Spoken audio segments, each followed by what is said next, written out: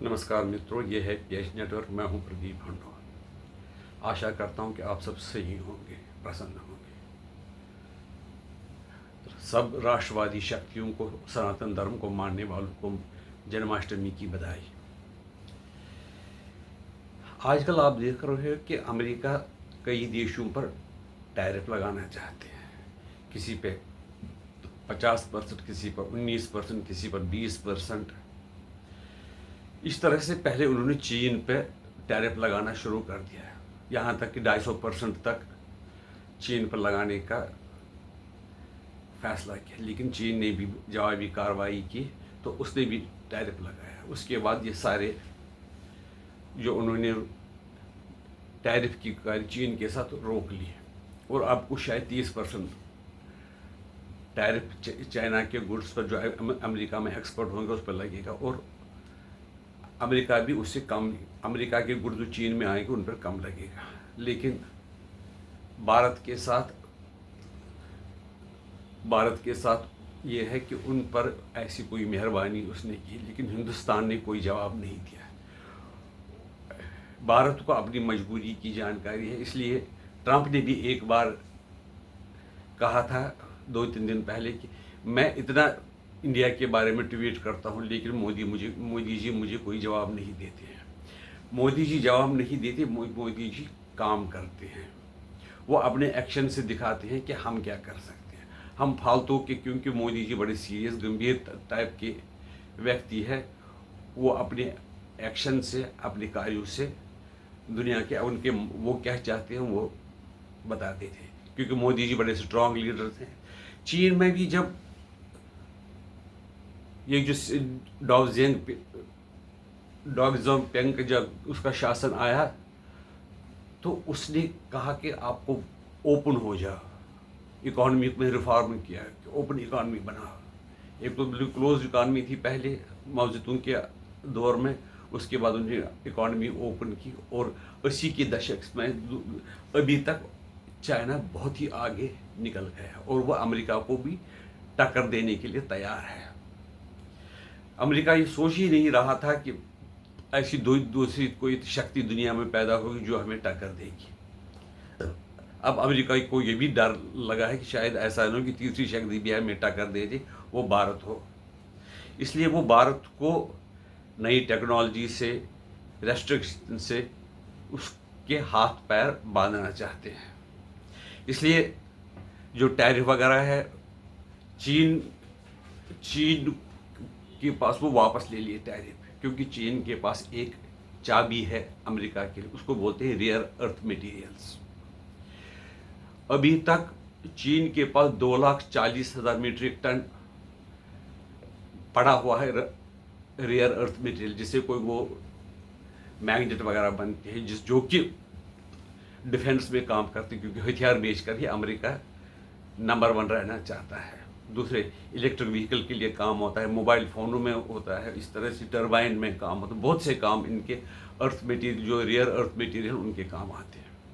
इसलिए अमेरिका ने उनके खिलाफ कार्रवाई रोक दी और बातचीत चल रही है। लेकिन चीन ने क्या किया कि उन्होंने कहा हम आपको दे देंगे, लेकिन कोटा सिस्टम, जैसे जनवरी तक, जो दिसंबर 2024 तक जो क्वांटिटी मिलती थी उतनी क्वांटिटी अब ट्रंप के आने के बाद नहीं मिल रही है। वो लिमिट किए हैं, वो कह रहे हैं कि हमें बाकी देशों को भी देना है, इसलिए आपको हम ज़्यादा नहीं दे सकते हैं। वो सोचते हैं कि अगर हम इतना ज़्यादा एक्सपोर्ट करें, वो 3 साल के लिए अगर वो जमा करके रखेंगे वही देश, इंडिया, अमेरिका,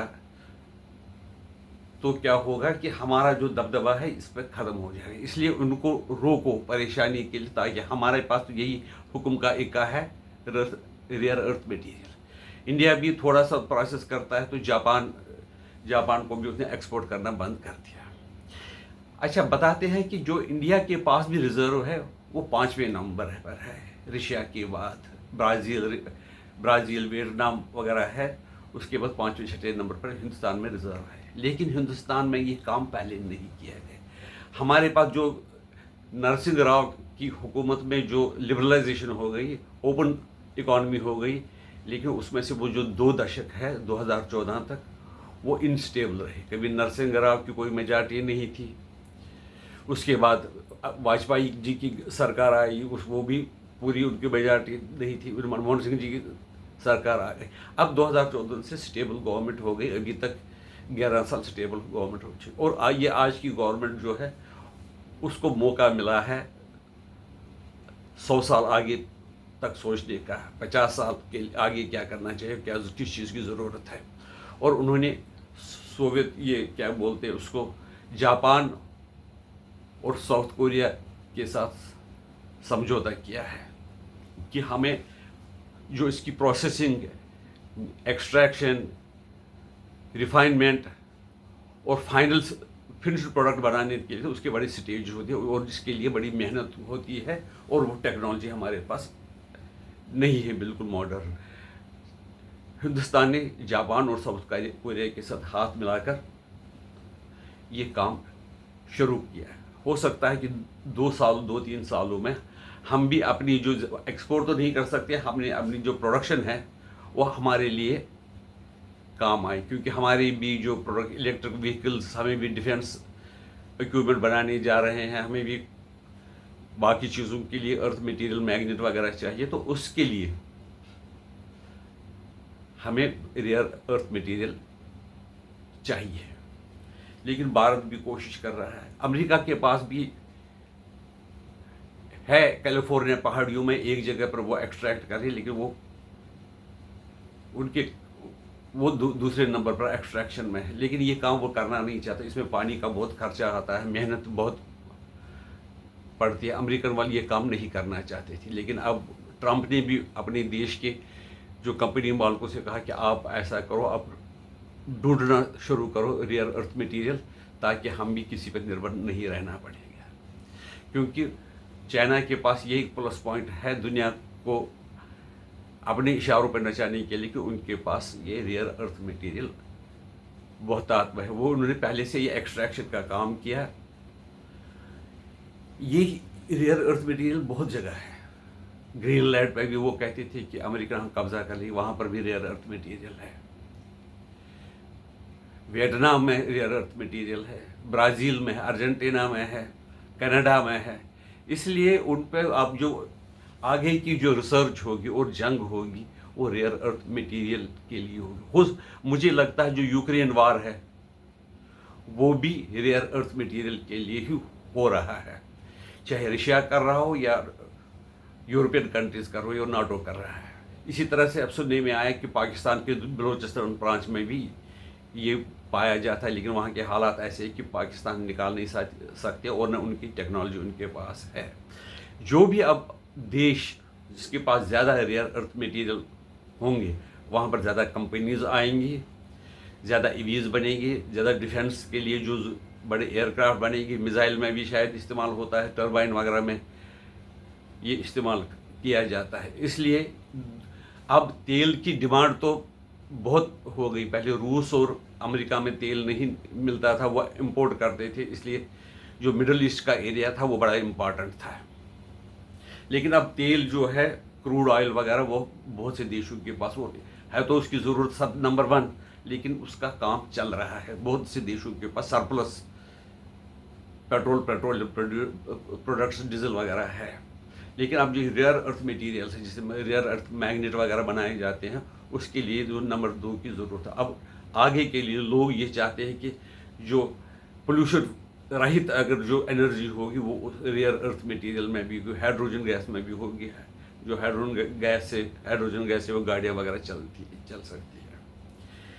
लेकिन अमेरिका का वो उनको बहुत ज़्यादा हद तक, क्योंकि उनकी इंडस्ट्री बहुत ज़्यादा फॉरवर्ड है और उनके पास बहुत सी ये मैन्युफैक्चरिंग यूनिट्स है जिन उनको बहुत ही ज़्यादा ये चाहिए रेयर अर्थ मटेरियल। इसके लिए वो लगे हुए हैं और जितना जल्दी हो सके सब देश उस पर अपने निकाल कर या इंपोर्ट करके रेयर अर्थ मटेरियल मंगाते हैं। और कई देश तो जो छोटे छोटे देश हैं लेकिन उनके पास बहुत है, वो भी बड़े देशों के साथ समझौता करके रेयर अर्थ मटेरियल निकालना चाहते हैं ताकि वो भी प्रॉस्परस हो और दूसरे देश भी प्रॉस्पर हो। आपकी राय इसके बारे में क्या है? हाँ, एक बात मैं ये भूल गया कि राजस्थान के बालूचारा गांव है कोई, उसमें 1 lakh ton rare earth mineral मिले हैं और वो कह रहे हैं कि उसका एक्सट्रैक्शन भी चालू होने वाला है जल्दी। और दूसरी जो प्रांतों में, दूसरे ज़िलों में, दूसरे शहरों में बिल्कुल मोदी जी ने ये काम चलाया है, वह बड़े ज़ोर शोर से ये काम चलाता है और हमें कई जगह मिला भी है। और लगता है कि एक दो साल में हम आत्मनिर्भर बन जाएंगे इस मामले में भी, क्योंकि मोदी जी का नारा है आत्मनिर्भर भारत, सुरक्षित भारत। नमस्कार, वंदे मातरम।